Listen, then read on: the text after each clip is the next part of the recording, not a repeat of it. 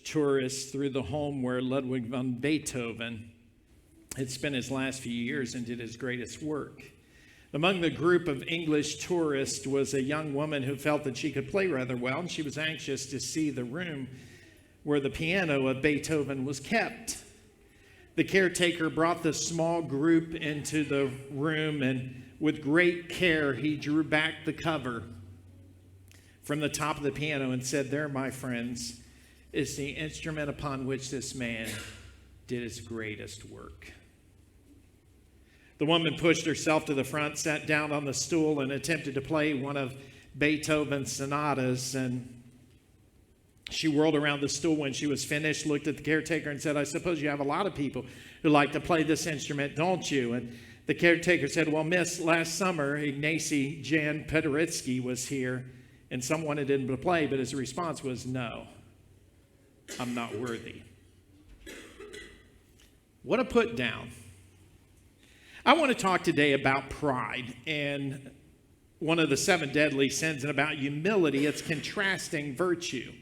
In some ways, I feel that we should have addressed pride first, because you could almost categorize all sins under the one category of pride, because pretty much all sins have pride at their root. We talked about laziness last week, and it's really pride, because we think, why should I have to do anything? Someone else can do it.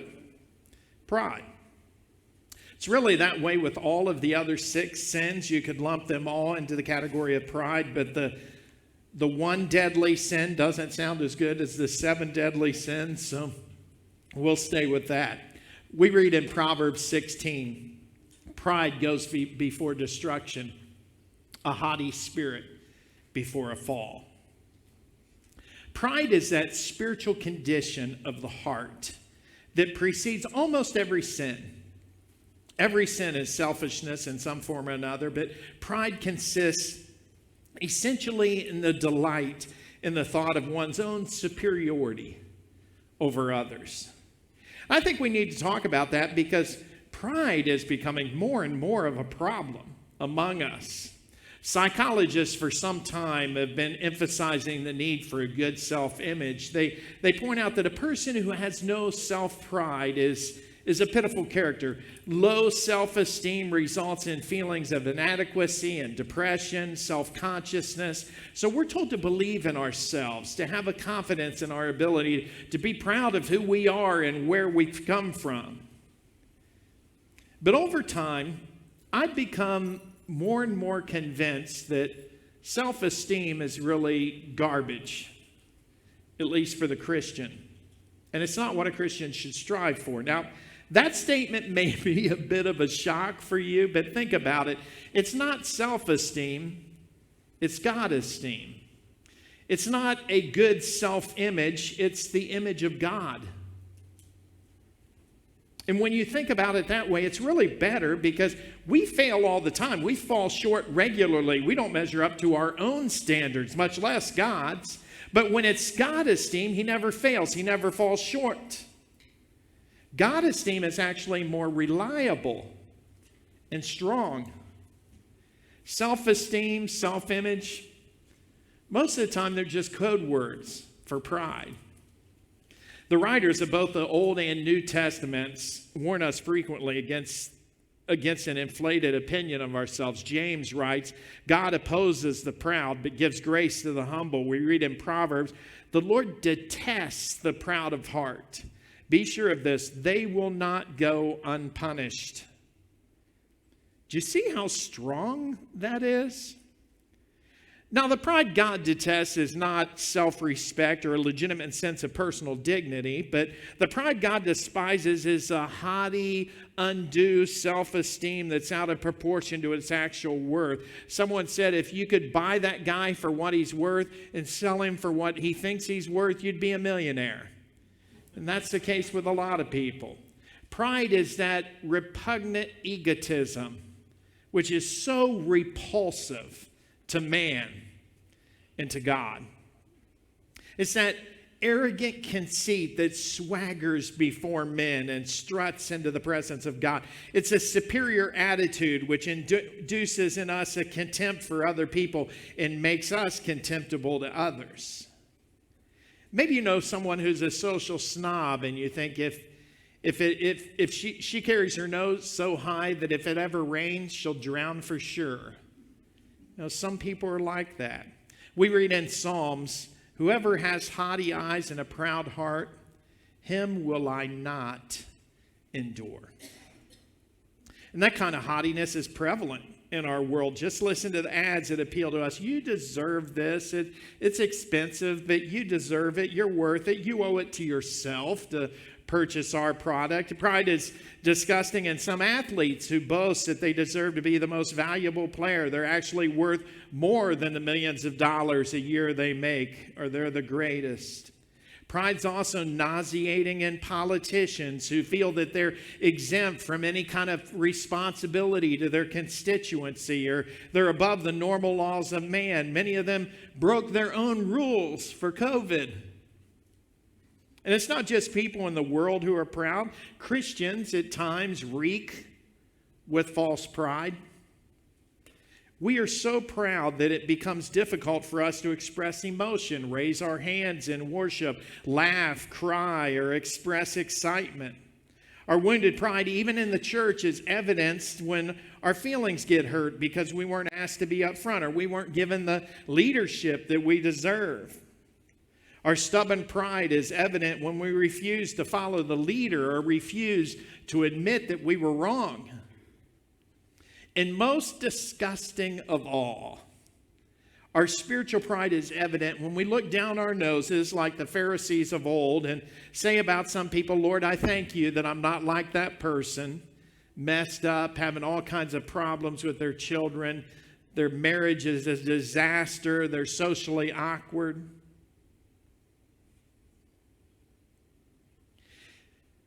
And we don't consider humility a virtue to which we want to aspire. We've got clinics on assertiveness training, increasing your confidence, the stronger you, but maybe we need some clinics and training in humility.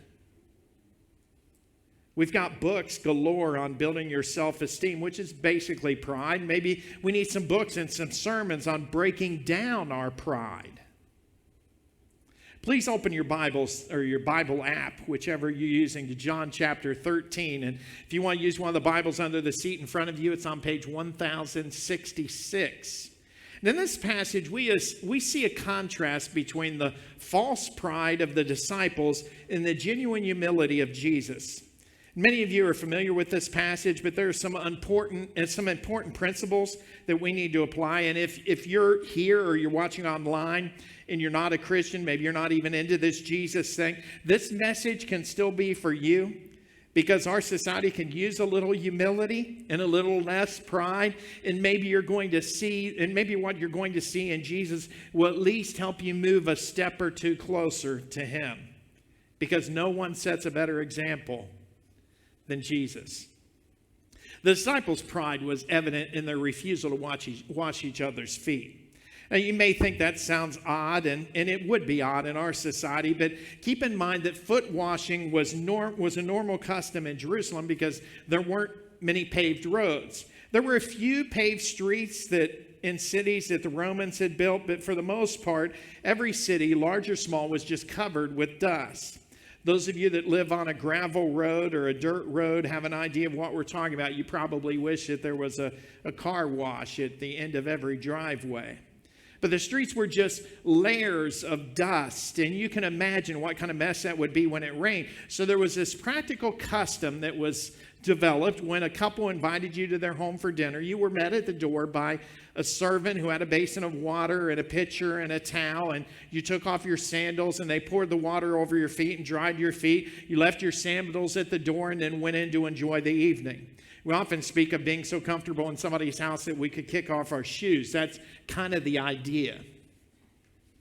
But if the group dining together didn't have a host or hostess, usually the first or second to arrive would volunteer to take on that role of a servant, and they would meet the others at the door with the water and the towel.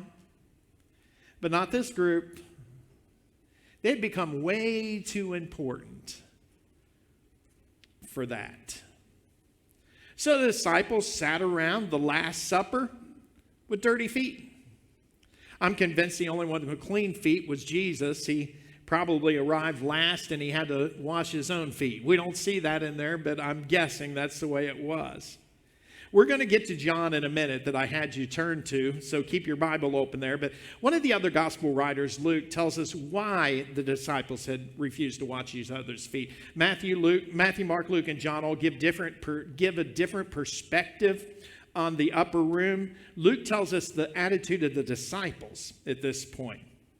He says, a dispute arose among them as to which of them was considered to be the greatest.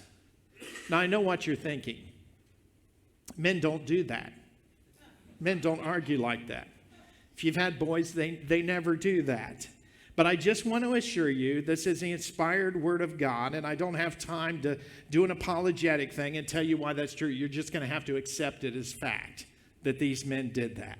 So on the last night, although they didn't know it was going to be the last night, they were bickering among themselves about who was the greatest. So it's obvious why they didn't want to wash anybody's feet. That was too menial a task. Why should the greatest have to wash somebody else's feet? They were too important for something like that. And what really makes this amazing is that at that time, in that society, these guys were nobodies.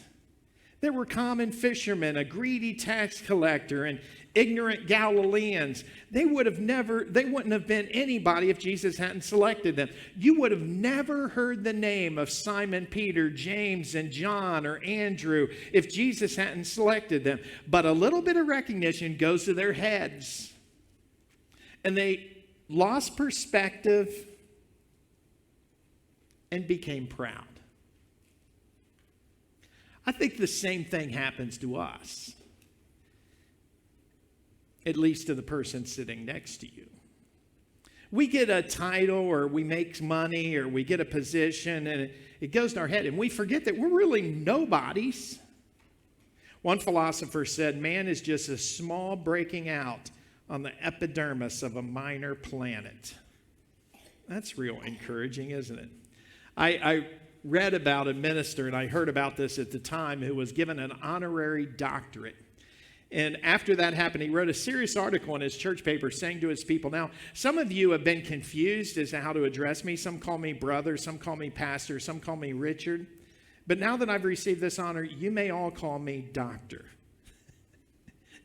And it was an honorary doctorate. Matthew writes about the Pharisees.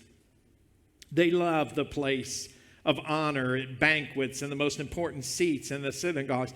They loved to be greeted in the marketplaces and to have men call them rabbi. But you're not to be called rabbi, for you only have one master, and you're all brothers. No one is to think that they're better than anybody else, so don't insist on titles. No matter how important your position, you are a sinner in need of Jesus. No matter how much money you have, you're going to leave it all behind. No matter how much information you know, and no matter how smart you are, there's billions of pieces of information that you don't even know. Peter writes, for all men are like grass, and all their glory is like the flowers of the field. The grass withers and the flowers fall, but the word of the Lord stands forever. It's only our relationship with Jesus that gives us worth. And our value can only come from him. Most guys have a few friends that aren't afraid to say, you idiot, or hi, stupid, encouraging things like that. Good friends like that. They keep you humble. At least they try. But it's only our relationship with Jesus that makes us significant. And the disciples forgot that. The disciples were arguing about who was the greatest. And Jesus interrupts their bickering with an unforgettable demonstration of humility. In the middle of the meal, Jesus pushed himself back, got up from the table. Verse 4. Jesus got up from the meal, took off his outer clothing, and wrapped a towel around his waist. After that, he poured water into a basin and began to wash his disciples' feet, drying them with the towel that was wrapped around him. You see, the disciples were willing to fight over the throne, but they weren't willing to fight over the towel. Now picture their humiliation. They're arguing about who is the greatest when all of a sudden they hear the splashing of water and they look, and the one they least expect is on his knees in front of Matthew washing his feet. And Matthew feels that warm water spill over his ankles and toes, and he watches astonished as Jesus dries his feet. And then he moves on to James, then to Peter, and there's where the rub comes. He came to Simon Peter, who said to him, "Lord, are you going to wash my feet?" Now in the Greek, the two pronouns are actually right together. The contrast, you, my.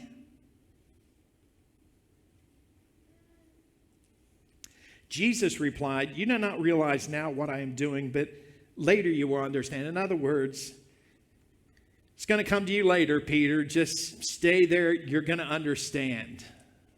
No, said Peter, "you shall never wash my feet." Now, at first glance, this kind of looks like Peter has gotten humble. After all, Lord, I'm the one that should wash your feet. I mean, that's kind of what you're thinking there. It's sort of like when Jesus went to John the Baptist and John basically said, "Don't we have this a little backwards? Shouldn't I be baptized by you?" That was real humility. That's not what we have here. With Peter, it's kind of a self-assertive pride. It's a pride which refuses to accept anybody's help. That's pride too, you know. Pride will destroy you.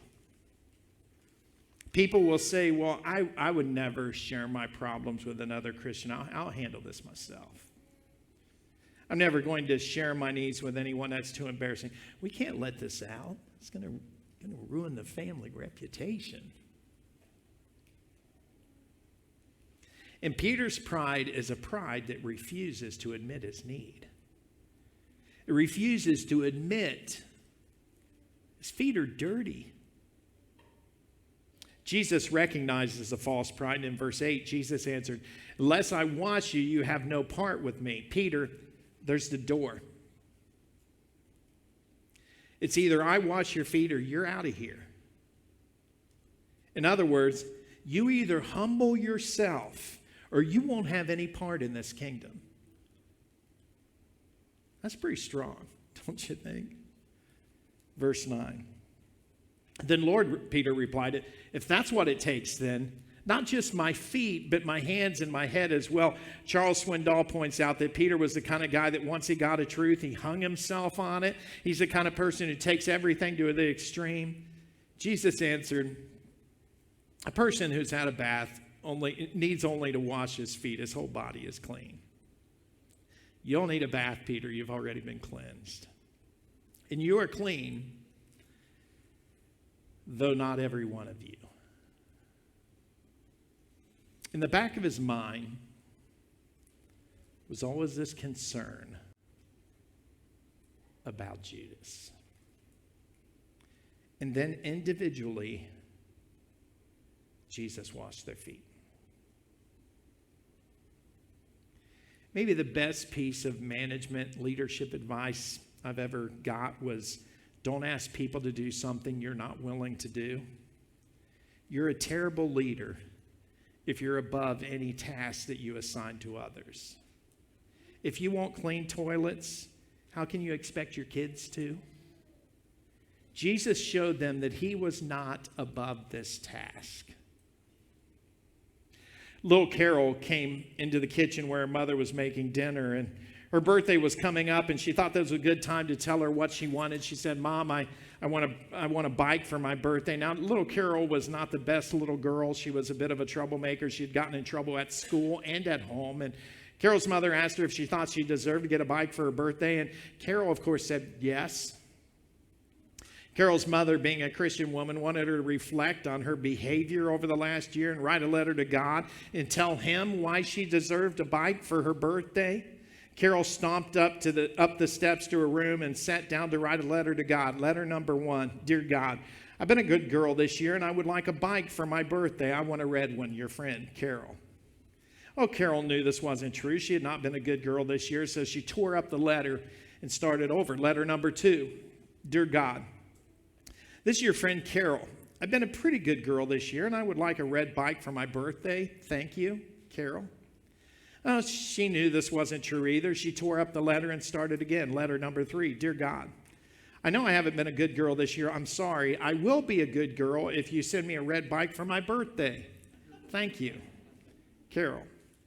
Carol knew that even if this was true, this letter was not going to get her a bike. By now she was upset. She went downstairs and told her mother she wanted to go to church. And Carol's mother thought her plan had worked because Carol looked sad. Just be home in time for dinner, her mother said. Carol walked down the street to the church and up to the stage. She looked around to see if anyone was there. She picked up a little statue of the Virgin Mary, slipped it under her jacket, ran out of the church, down the street, into her house, and up to her room. She shut the door and sat down and wrote a letter to God. Letter number 4.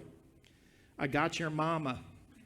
If you want to see her again, send the bike. Signed, you know who.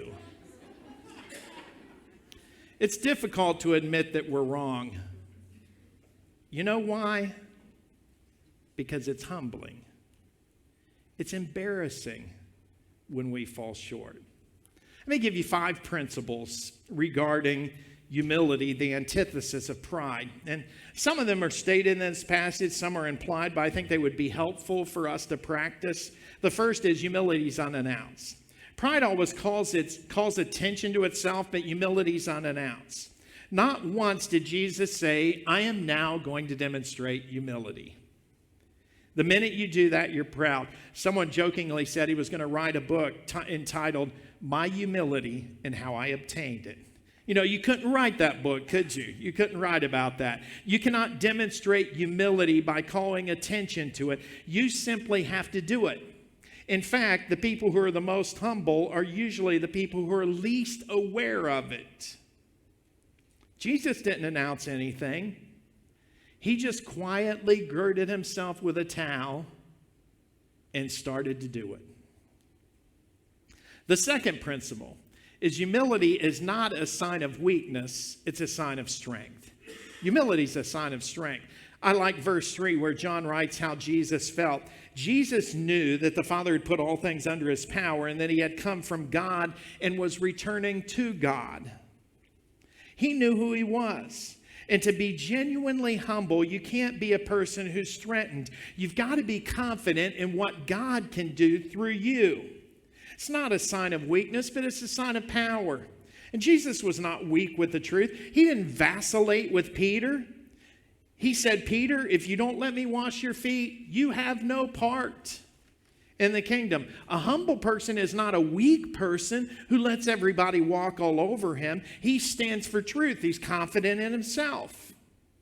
Thirdly, and this might be the one you don't want to write down, humility is not selective. Verse 12, when he had finished washing their feet. Do you know who that includes? Judas. Wouldn't you like to see a picture of Jesus down on his knees washing the feet of Judas just minutes before Judas is going to sell him out? That's the epitome of humility. Humility does not just serve people who are respectable or those who appreciate it or those with whom we agree. Humility is not selective. And by the way, when you stoop to wash somebody else's feet, be careful of the temperature of the water that you use. For people we don't like, we'd love to draw out a pan of boiling water and in an anger wash their feet and say, okay, put your feet here. That'll make you clean then. And there's this self-righteous approach in which we'd like to draw out some water that we got out of the refrigerator. The holier-than-thou approach. We serve with a cold, aloof attitude. The attitude is here, I'm serving you, washing your feet, showing you how dirty you are. Then some people don't even use water. They just dry clean feet. You don't have to get dirty. You don't have to really stoop down and get all messy. Just kind of do it from a distance. Don't cook the meal. Just send a card. Don't get yourself dirty. Just send money. Don't speak to the homeless. Act like you don't see them. But humility is not selective. And it's not afraid to get dirty. Fourthly, excuse me, humility includes serving one another and not just the Lord. Look at verse 14. Now that I, your Lord and teacher, have washed your feet, you also should wash. Now, you might expect him to say, or you want him to say, as I, your Lord, have washed your feet, you should wash my feet. That's not what he said. You see, it's easy to wash Jesus' feet. I would stand in line, wouldn't you, to wash Jesus' feet? We would kiss his feet. That's worship. But Jesus said, you also should wash one another's feet. And that's tough. It's neat to wash Jesus' feet, but it's tough to wash other people's feet. Even in those organizations which exist for the purpose of serving, it's tough, isn't it? To consistently serve. Humility includes serving one another, not just the Lord. Serving the Lord is a delight. Serving each other is work. Here's the final principle. Happiness results in demonstrating humility, not just learning about it. Verse 17, Jesus said, now that you know these things, you will be blessed if you do them. It's easy to learn about foot washing and nod in agreement. But Jesus didn't give this example so that it would be a ritual in our church. He gave it so that we would do it. And as a result, he says, we'll be happy. Maybe the reasons we're not happy is because we don't serve. Do it in your home for your spouse. And instead of worrying about what they're doing for you, just serve them. In school with your friends and teachers, see how you can serve in your neighborhood. See how you can serve your neighbor. In the church, see how you can serve each other. Churches that are the healthiest and are filled with joy and unity are churches where serving one another without any expectation in return. And that sure goes a long way in your effort to reach one. Serve them. Maybe the reason we're not happy is we're filled with a sense of false pride and worried about how people treat us and view us, and we're not serving anybody. Now, there's some things that you wouldn't think would fit in the category of pride, but they do. For instance, if you think that everyone is looking at you or staring at you, that's rooted in pride. The truth is, they probably didn't even notice you, and that's not good either, but that's a different issue. They have their own lives. You might hear people say, well, everybody was staring at me. The only time I've ever seen everybody stare at a person is in a wedding, when the bride comes down the aisle, and you're supposed to do it then. If you think that everyone is talking about you or ignoring you, it's pride. If you think, well, they walked right past me and didn't even say hi, they probably didn't think about it. They probably had other things on their mind. You think the focus is on you when it's really not. If you think they should see your posts or comment on what you say, or you're hurt because they don't, that's pride. That's a you issue, not a them issue. I don't have time to go into all of it, but most of what offends us, most of what hurts us, has its basis in egocentric pride. People don't wake up in the morning thinking about how to hurt you. Get rid of that pride. Charles Swindoll tells about a little boy who moved into a new neighborhood. And his name was Chad. He was rather shy and backward. He didn't make friends easily. And he said, you know what, Mom, Valentine's Day is coming up, and I think I'll make individual Valentines for every member of my class. I want them to know how much I love him. His mother's heart sank as she thought, I wish he wouldn't do that, because every afternoon she watched all the children come home and laughing and talking, all except Chad. He was always behind, always alone. But she thought she'd go along, so they purchased the glue and the paper and the crayons, and for 3 weeks he painstakingly worked to prepare individual valentines. When the day came to deliver them, he was excited. This was his day, and he ran out the door with his arms full of valentines. His mother thought, it's going to be a tough day for Chad. I'll bake some cookies and have some milk ready when he gets home to ease the pain, because he's not going to get many valentines. That afternoon, she had the cookies and the milk on the table, and she went to the window and scratched off the frost to watch. And sure enough, here came the big gang of kids down the street laughing and talking, their arms loaded with valentines. They'd all done pretty well except Chad, who was behind. But he was running a little faster than normal, and bless his heart, his mother thought he's about to burst into tears. He probably doesn't have any valentines. So she greeted him at the door and said, darling, I made some cookies and some milk for you. Let's sit down at the table and talk. But he ran right past her. His face was all aglow as he said, Mom, not one, not a single one, Mom. I didn't miss a one. Now they all know that I love them.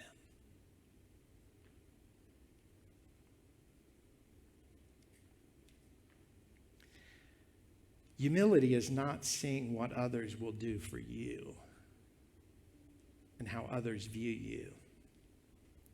But humility looks for ways to express love.